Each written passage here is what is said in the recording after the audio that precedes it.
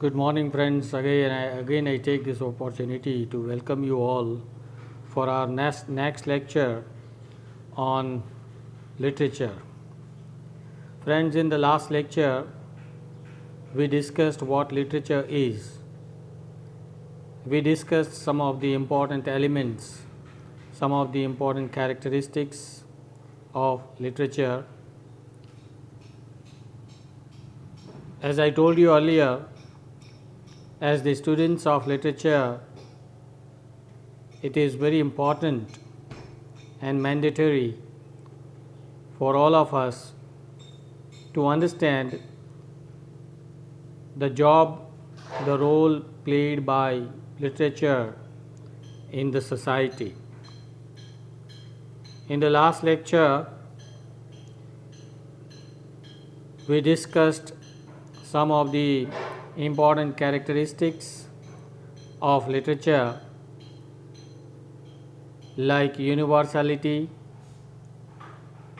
like the element of emotions, the element of imagination, the element of moral value, and some of the other things. In today's lecture, we want to discuss literature as an expression of personality. How life is expressed in literature. Friends, we discussed in one of our previous lectures that every true literature is the expression of life and society. True literature is the mirror to life and society. True literature gives the exact picture of what we see in our own lives and in our own society, in our own culture. In fact, some of the critics go to the extent of saying that if you want to understand the life of Christopher Marlowe, a 16th century playwright, then better you try to understand the dramas, the tragedies written by Christopher Marlowe. You will understand what kind of a Marlowe was. If you want to understand the life of William Shakespeare, you read some of the important plays, some of the important tragedies and comedies written by William Shakespeare. Why? Because their literature expresses their own life. Their literature expresses their own life experiences. If you want to understand a culture, say for example an Indian culture, you read Indian literature and you will get some basic idea about what this Indian culture is. If you want to understand the temperament, if you want to understand the temperament of a Britisher, then better you understand, try to study the literature written by the British people.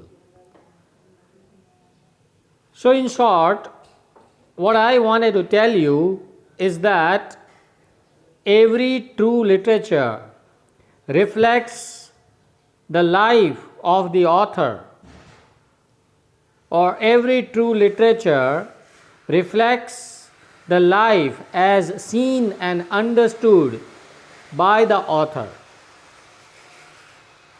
Or in other words, every true literature reflects the society from the point of view of the author.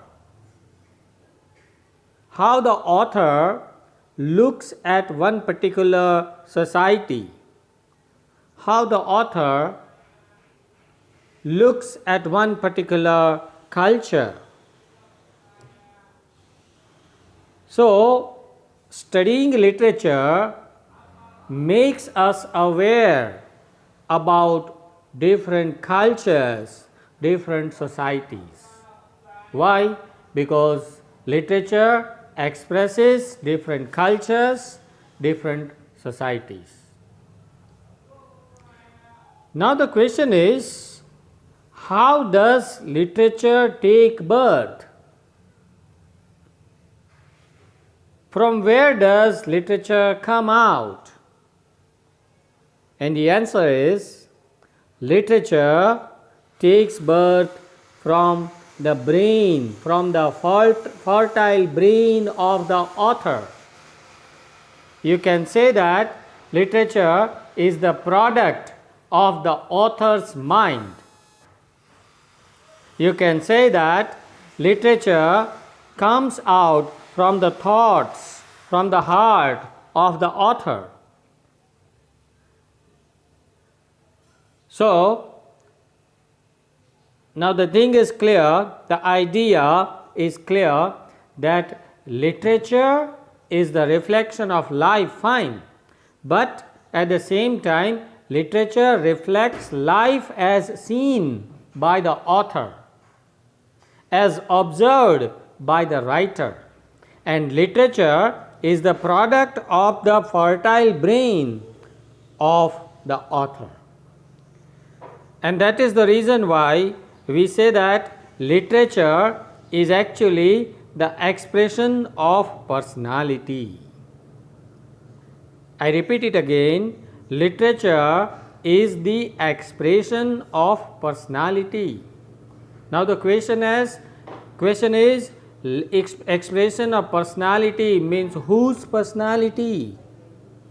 And the answer is, literature expresses the personality of the author, personality of the writer, or in other words, you can say that literature is actually life seen through the temperament of the author.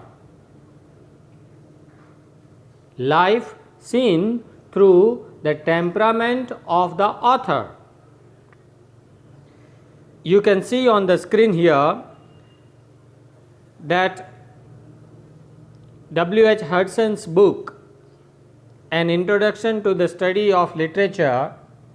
In that book, in the first chapter, second part of the first chapter, there is a title called Some Ways of Studying Literature. Here, Hudson deals with literature as an expression of personality. He starts with much discussed definition of literature by Matthew Arnold. Now, Matthew Arnold is a Victorian critic. He was living in England during 19th century. And Matthew Arnold has given a very easy to understand definition of literature, that literature is the criticism of life. Literature is the criticism of life. That means what? Criticism means commentary, comments. So, if somebody asks you what literature is, then in short you can say that literature is nothing but the author's commentary on life. How the author looks at life. He presents his own ideas. So, literature is nothing but the author's comments on life. And that is why Matthew Arnold said that literature is the criticism of life. Literature is also a kind of interpretation of life. Whose interpretation? The author's interpretation, the writer's interpretation. The writer interprets the life in his own ways and gives his own commentary over his observations. Now, In France, there is a French epigram.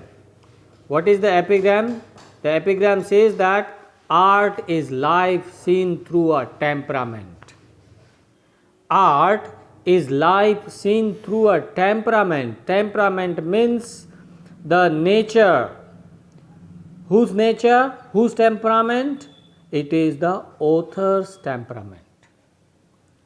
It is the writer's temperament. So, what is art? What is literature?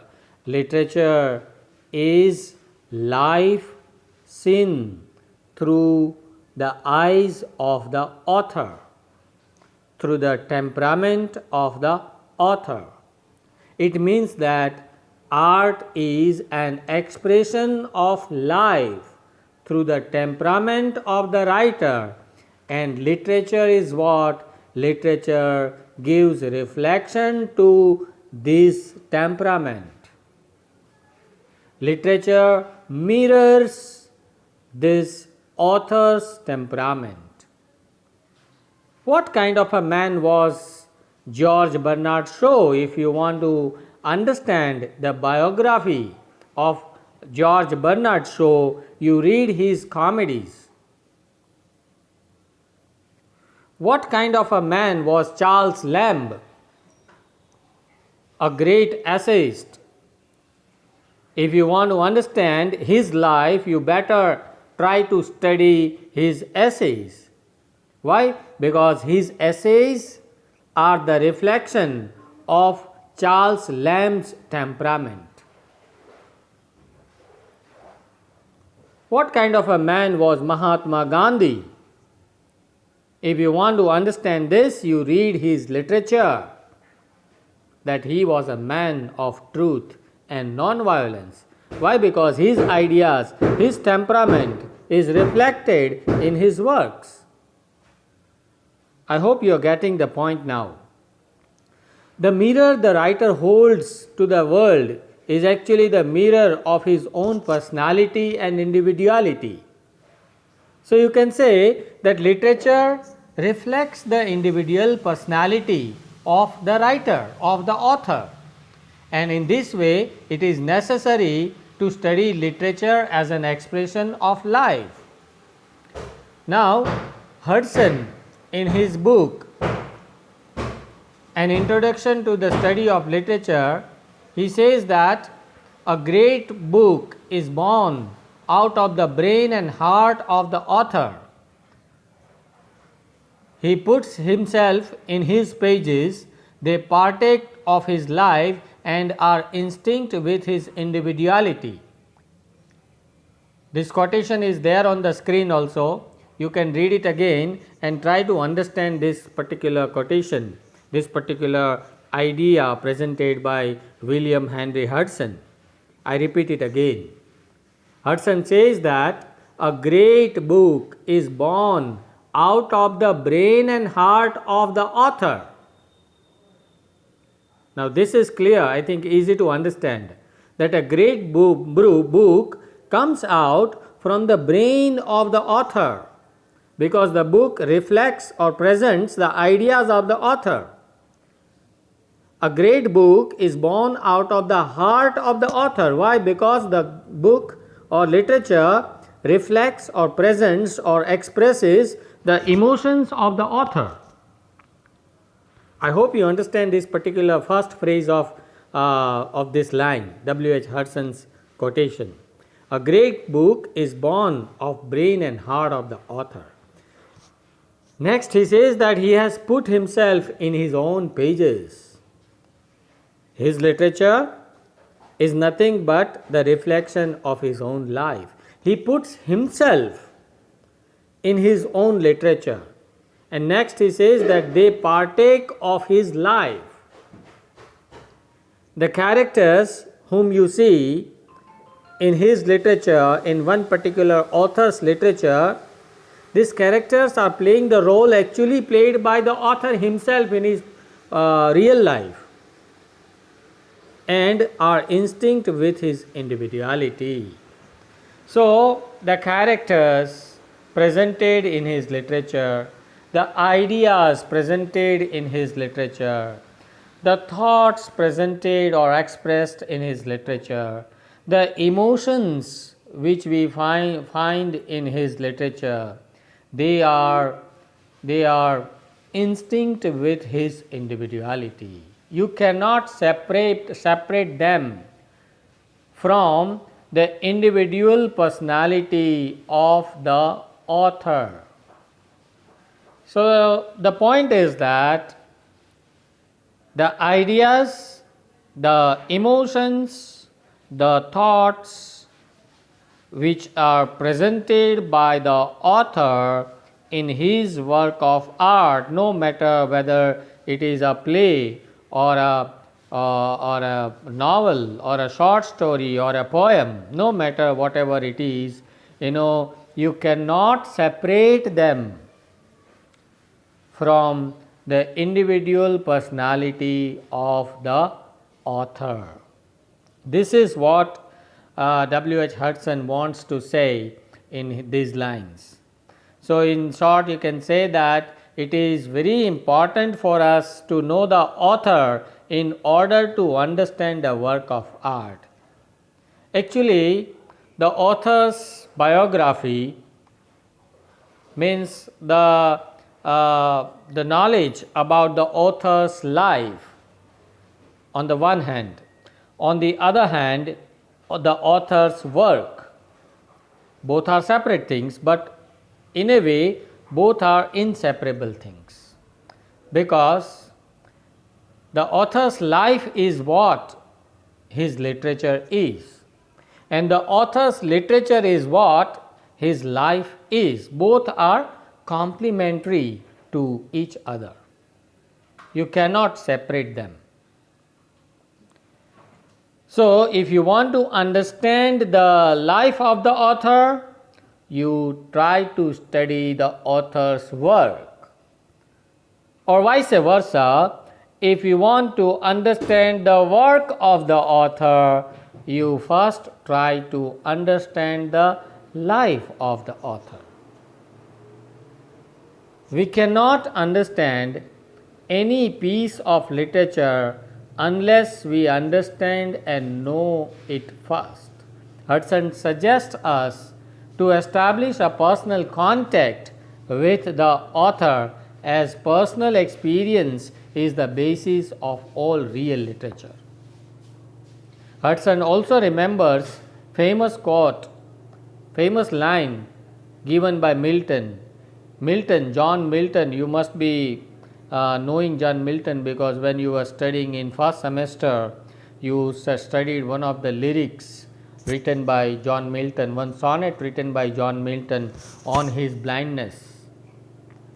John Milton, living during 17th century. John Milton has said that a good book is the precious lifeblood of a master spirit, embalmed and treasured up on the purpose of life beyond. Life beyond life. So, according to Milton, a good book is the precious lifeblood of a master spirit. A great work of art, according to John Milton, expresses the lifeblood of the author. It gives us the real experience of the author, which the author himself experienced in his personal life.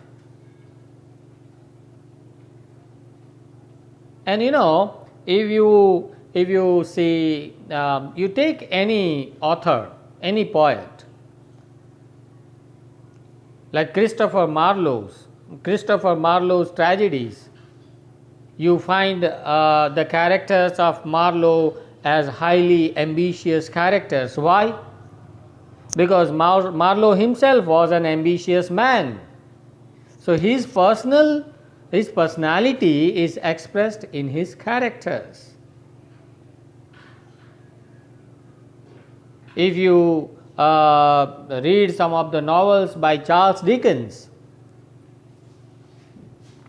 you find Dickens' own experiences expressed, presented in his novels. So, lifeblood of the author is reflected in his works. I hope you understand this. Now, if you want to judge a great work of art, you must distinguish between what Carlyle calls genuine voices and mere echoes. He means to say that in great books, the writers speak themselves, whereas in an ordinary book, they speak on the reports of others. So, like see, if you want to take a judgment on any work of art, there can be two types of works of arts, like good books and those which are not good books. Now, how to distinguish between great work of art and an ordinary work of art? If you want to examine this, then Carlyle believes that Carlyle is also a thinker, a critic. He says that there are two things: genuine voices expressed in the works of art and mere echoes expressed in the works of art. I hope you understand between echo, these two words, echo and voice. Genuine voice. Genuine voice is what? Genuine voice is something which is original. And echo is what? Echo is simply a reflection of the original voice.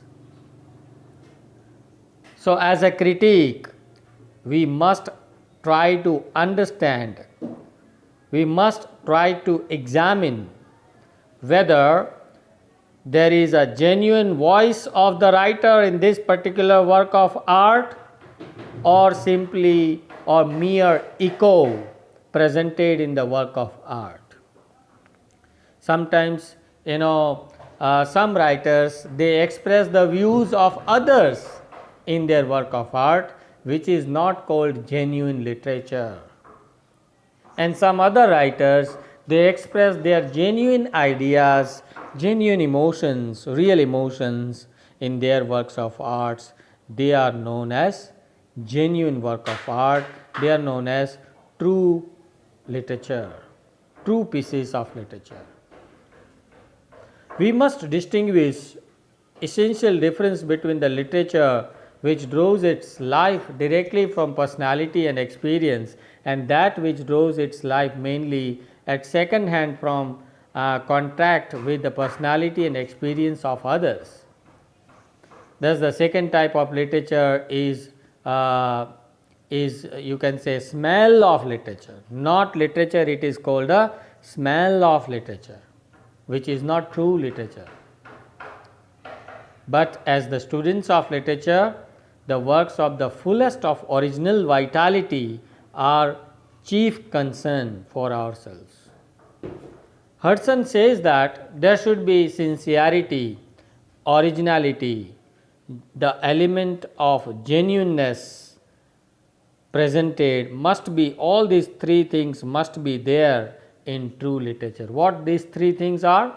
Number one, sincerity.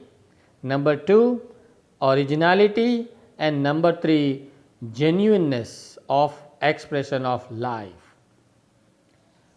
वैसे तो कोई भी लिख सकता है, like मैं भी कुछ कविताएं लिख देता हूँ, लेकिन ज़्यादातर कविताएं जो मैं लिखता हूँ, जो आम आदमी लिखता है, वो ज़्यादातर copy, it is copied from other poets. The ideas are copied sometimes, language is sometimes copied, some terminology is copied sometimes, which is not called genuine literature. Genuine literature वह है जिसमें सिंसियरिटी है, ओरिजिनलिटी है, genuineness है, genuineness of expression of life. These three things are very important as far as true literature or genuine literature is concerned. Hudson says that without sincerity, no vital work in literature is possible. originality of experience makes literature far more accomplished art. Which art is called complete art? Which art is called accomplished art? Then the answer is that original experiences presented, original ideas presented in literature makes it an accomplished art, makes it a complete true art. In this way, Hudson suggests us to penetrate as deeply as we can into the personal life of the author. So, if you want to understand the life of the author, you have to penetrate into the mind of the author. Try to understand the mind of the author, the heart of the author, the personality of the author. Then it will be easier for you to understand the works of the author. Okay, so this is one last thing which is mentioned here on the screen also, that we should also observe how the world of experience impressed the writer and how it is interpreted through his personality. While going through a book, we become familiar with the character, the outlook, the strength, the weakness and the accent of the writer's personality. So friends, at the end of this lecture, what I want to say is that, when we are the students of literature, if you want to understand a work of art, if you want to understand a drama, a novel or poetry, then the first job of the writer the first job of the reader according to W.H. Hudson is to understand the life of the author. Why? Because literature is the product of the author's brain, author's personality. Okay, this is one thing.